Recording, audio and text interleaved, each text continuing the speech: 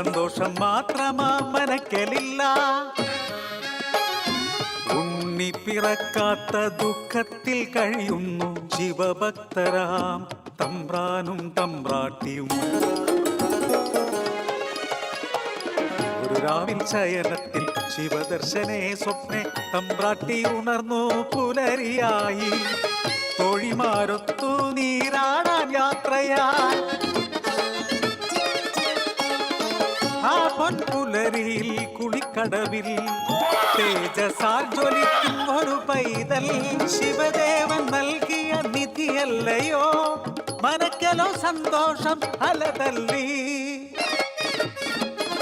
ഉണ്ണി വളർന്നു ബാലനായി.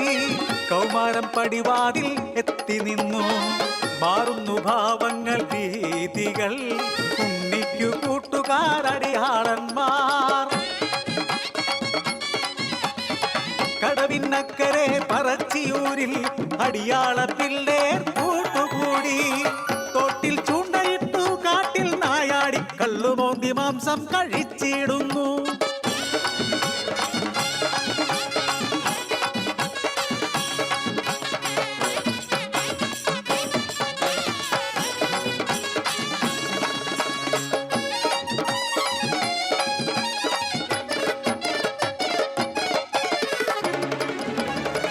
എന്റെ പരദേവതേ ഇല്ലം മുടിച്ചിടുമല്ലോ.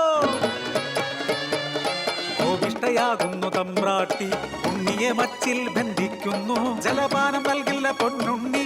കുരുത്തക്കേടുകൾ ഏറെയായി. അല്പം കഴിഞ്ഞപ്പോൾ അമ്മ തൻ മാനസം സ്നേഹമായി പിന്നെ വാത്സല്യമായി. മനക്കലെ മച്ചിന്മേൽ എത്തിയ അമ്മ അറപ്പുരവാതിൽ തുറന്നു നോക്കി. ആകെ സ്തംഭിച്ചു തമ്പ്രാട്ടി. ഉണ്ണി വളർന്ന് മച്ചും തകർത്ത് ഉഗ്രരൂപമായി അലറിയിടുന്നു. തലയും മുഖവും കാണാനില്ല. പരിഭ്രമിച്ചോടി തമ്പ്രാട്ടി പടിപ്പുരവാതിൽക്കലെത്തി നിന്നു.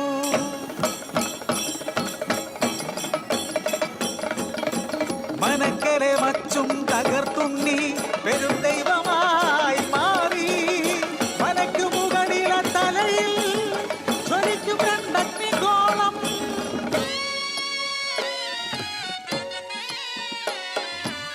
ഭയന്നൊര തമ്പ്രാട്ടി നോക്കാനാവാതെ കൈകൾ കൂപ്പി നിന്നു.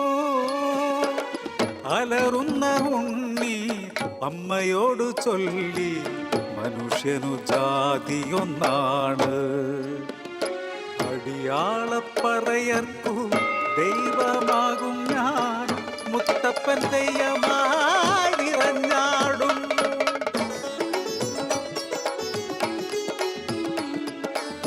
ദൈവമായാലും അമ്മയ്ക്കു നീ ഉണ്ണി. ഈ അഗ്നിഗോളത്താൽ ഉണ്ണി നിൻ മുഖം ഒന്നു കാണാനില്ല. കണ്ണുകൾ മൂടി മുത്തപ്പനായി നീ ദർശനം നൽകൂ പറശ്ശിനിക്കടവിൽ. അന്നു തൊട്ടിന്നോളം പറശ്ശിനിക്കടവിൽ അനുഗ്രഹിച്ചിടുന്നു മുത്തപ്പൻ ദൈവം. ദുരിതങ്ങൾ നീക്കി സൗഖ്യം നൽകി അനുഗ്രഹിച്ചിടുന്നു മുത്തപ്പൻ ദൈവം.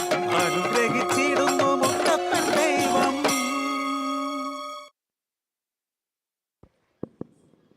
ക്ലസ്റ്റർ 4 പങ്കെടുക്കും.